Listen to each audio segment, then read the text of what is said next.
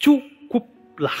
Kata cukup ini dikaitkan dengan kata kasih karunia atau pemberian tadi. Sehingga artinya adalah pemberian Allah itu cukup bagi Paulus. Kesan yang nampak di sini adalah bahwa kecukupan itu dikontraskan dengan kekurangan. Dengan kata lain, Paulus mau berkata bahwa bagi dirinya, bahkan termasuk bagi semua orang percaya, kasih karunia Tuhan itu tidak kurang, tapi cukup. Pemberian Tuhan itu bagi kita tidak kurang, cukup. Mungkin kita tidak sekaya orang lain, tapi itu cukup bagi kita. Kita tidak sepintar orang lain, tapi itu cukup bagi kita. Kita tidak setenar orang lain, tapi itu cukup bagi kita. Kita tidak sementereng orang lain, tapi itu cukup bagi kita. Bagi setiap orang percaya, tidak ada yang kekurangan kasih karunia. Semua cukup. Konteks Paulus sedang menderita karena duri di dalam dagingnya. Berarti Paulus sangat menderita karena duri dalam daging atau karena penyakit itu. Lalu dia minta Tuhan, singkirkan penderitaan ini, angkat sakit penyakit ini. Tapi Tuhan tidak angkat. Lalu Tuhan bilang, cukup sudah kasih karunia. Maksudnya di tengah-tengah penderitaan yang kamu alami, di tengah-tengah duri yang menusuk-nusuk dagingmu itu, memang aku tidak mengangkat duri itu, tapi aku berikan kasih karunia kepada kamu. Dan kasih karunia yang kuberikan itu cukup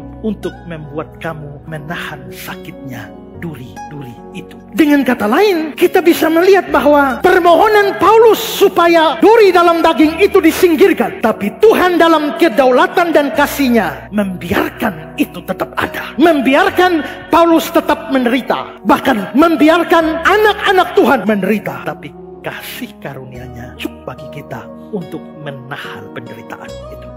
Jika kasih karunia Allah cukup untuk menyelamatkan kita, pastilah itu cukup untuk menjaga atau memelihara kita dan menguatkan kita pada masa penderitaan kita. Semua orang pernah punya masalah. Bahkan mungkin saudara sedang dalam masalah sekarang yang membuat saudara menderita. Entah masalah apa, fisik, non-fisik, masalah jiwa. Pokoknya seperti ada duri yang mengoyak-ngoyak daging, dan itu membuat engkau sangat menderita. Mungkin sudah berdoa lebih dari Paulus, bukan cuma 3 kali, lebih banyak lagi, tapi Tuhan tetap tidak angkat penderitaan itu. Walaupun Tuhan tidak angkat penderitaan, tapi Dia memberikan kasih karunia kepada kamu untuk menanggungnya, dan itu cukup. Karena itu jangan mengeluh ketika permohonan saudara tidak dikabulkan oleh Tuhan. Jangan marah kepada Tuhan ketika Dia tetap membiarkan duri-duri itu tertancap di dalam daging. Jangan marah kepada Tuhan kalau Dia tidak menyingkirkan kesulitan dan penderitaan, karena Dia tidak mungkin membiarkan duri-duri itu tanpa kasih karunia yang cukup bagimu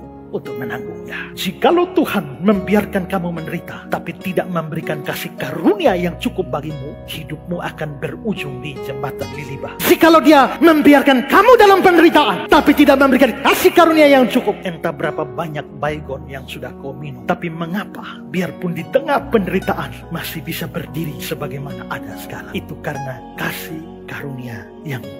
Henry bilang begini, ketika Allah tidak mengangkat masalah dan pencobaan yang melanda kita, namun jika Dia memberikan cukup kasih karunia kepada kita, maka tidak ada alasan bagi kita untuk mengeluh atau berkata bahwa Dia berlaku jahat kepada kita. Sungguh merupakan penghiburan yang besar bagi kita bahwa tidak peduli sedahsyat apapun duri dalam daging yang menyakiti kita, kasih karunia Allah cukup bagi kita. Albert Barnes, kasih karunia yang cukup yang dijanjikan oleh Kristus untuk mendukung kita lebih berharga dari sekedar penghapusan segala penderitaan jasmani. Maksudnya Albert Barnes adalah kamu sakit, Tuhan bisa angkat sakit, itu pertama. Atau kedua, Tuhan tetap membiarkan kamu sakit tapi memberi kasih karunia yang cukup. Menurut Albert Barnes, yang kedua ini lebih berharga. Kamu tetap menderita tapi ada kasih karunia yang cukup yang membuat kamu tegar berdiri. Kamu menderita, Tuhan sembuhkan kamu, angkat penderitaanmu, angkat sakitmu. Itu berkat. Yang kedua, kamu menderita, kamu sakit, kamu minta, Tuhan tidak kabulkan permohonanmu tapi dikasih karunia.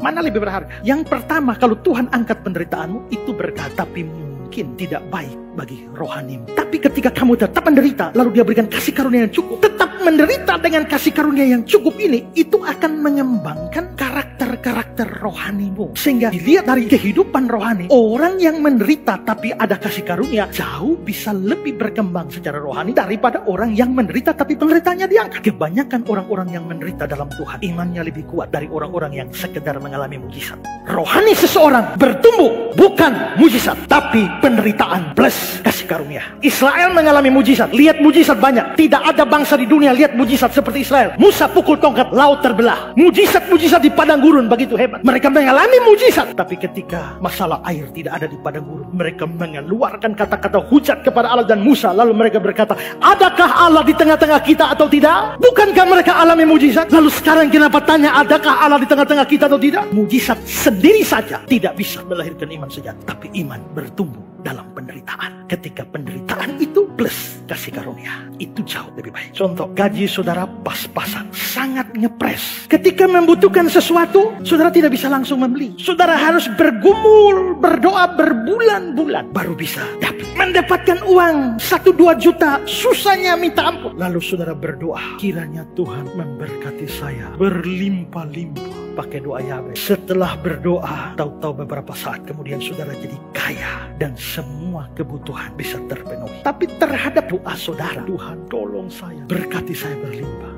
2 kemungkinan. Pertama, Tuhan kabulkan permohonan sehingga kamu tahu-tahu entah bagaimana jadi kaya. Tiba-tiba pekerjaanmu diberkati, kamu jadi kaya. Ataukah kamu menang undian jadi kaya? Atau apakah? Pokoknya ada hal ajaib yang bikin kamu jadi kaya. Setelah kamu jadi kaya, butuh laptop, perlu berdoa 7 bulan atau tidak? Sebelumnya kamu kekurangan atau kamu punya duit gak ada, untuk dapat laptop kamu doa 7 bulan. Setelah kaya, apakah mau beli laptop kamu perlu doa 7 bulan? Tidak. Butuh laptop saat ini, detik ini juga ambil gesek. Mau apa saja dari segala penjuru dunia. Karena apa? Karena cukup. Kamu tidak perlu untuk mendapatkan sesuatu berdoa 7 bulan. Uangmu makin banyak, saudara makin boros, makin menggunakan uang secara sembarangan dan tidak bertanggung jawab. Tapi kalau Tuhan misalnya tidak kabulkan permohonanmu, sehingga secara ekonomi kamu tetap pas-pasan, untuk beli susu anak pun bergumul luar biasa. Untuk mendapatkan laptop berdoa 7 bulan. Saya tanya, kerohanianmu lebih baik yang pertama atau yang kedua? Jelas yang kedua. Kadang-kadang doa yang tidak dikabulkan plus kasih karunia itu jauh lebih berharga daripada doa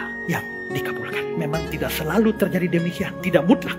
Karena ada orang yang jadi kaya tapi tetap takut Tuhan. Ada orang yang tetap kere tapi tetap tidak dengan Tuhan tidak beres. Karena itu dalam kasih-Nya, kadang Tuhan tidak mengabulkan permohonan kita. Dia membiarkan kita tetap ada dalam kondisi seperti ini. Dia membiarkan kita tetap di dalam kesulitan-kesulitan dan beban-beban yang berat. Tapi Dia mendukung kita dengan kasih karunia-Nya. Dalam full life dibilang begini, apa yang dikaruniakannya akan selalu cukup bagi kita untuk menjalankan kehidupan sehari-hari, melayaninya dan memikul penderitaan dan duri dalam daging itu. Itulah makna kata-kata cukuplah kasih karuniaku bagimu.